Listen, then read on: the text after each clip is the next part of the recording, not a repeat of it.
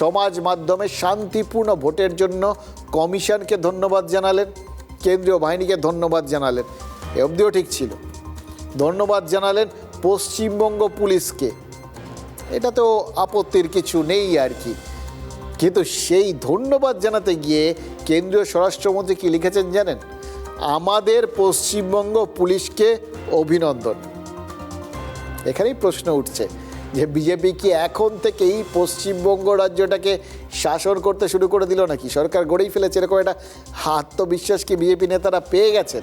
রাজ্যের পুলিশ রাজ্য সরকারের অধীনে, তাতে সেই হিসেবে তো এখন পর্যন্ত রাজ্য পুলিশ মমতা বন্দ্যোপাধ্যায়ের অধীন। তাহলে কেন্দ্রীয় স্বরাষ্ট্রমন্ত্রী কি কৌশলে মমতা বন্দ্যোপাধ্যায়ের সেই সরকারি পরিচিতিটাকেই চ্যালেঞ্জ করলেন?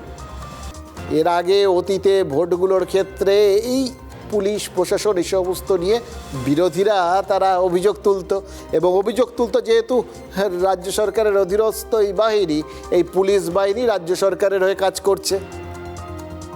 তাহলে কেন্দ্রীয় স্বরাষ্ট্রমন্ত্রীর এই আমাদের পুলিশ বাহিনী, আমাদের পশ্চিমবঙ্গের পুলিশ বাহিনী, এটা বলে তাদের ধন্যবাদ দেওয়াটা, এটা কি এই ধারণাটা ওই তৃণমূলের বা তৃণমূল নেত্রীর মনের মধ্যে গেঁথে দেওয়ার জন্য যে এইখানকার পুলিশ বাহিনী আর তাদের হয়ে কাজ করছে না, উল্টো দিকে ঘুরে গেছে, বা তারা নিরপেক্ষ কাজ করছে? সুতরাং সেই জায়গার থেকে একটা অর্ধেক ভোট যখন বাকি রয়েছে, তখন মনের মধ্যে এই সংশয় তৈরি করে দেওয়া গেলে, এবং সেটা নেতা নেত্রীদের মনের মধ্যে কতটা চাপ সৃষ্টি করবে সেটা তো আলাদা কথা, কিন্তু অধীনস্থ যে কর্মীবর্গ, যে সমর্থকবর্গ, তাদের মনের মধ্যে তো একটা অন্যরকম চাপ সৃষ্টি করে, যারা খুব নিশ্চিত থাকতেন ও পুলিশ তো আমাদের পুলিশ। এবার তাদের মনের মধ্যে যদি ভয় ঢুকে যায় যে পুলিশ তো উল্টো দিকের হয়ে কাজ করছে, তাহলে গতকাল কেন্দ্রীয় বাহিনীর পাশাপাশি রাজ্য পুলিশও তো বুথ আগলেছে। অন্তত দু জায়গায় ছবি তো সমাজ মাধ্যমে ভাইরাল হয়েছে।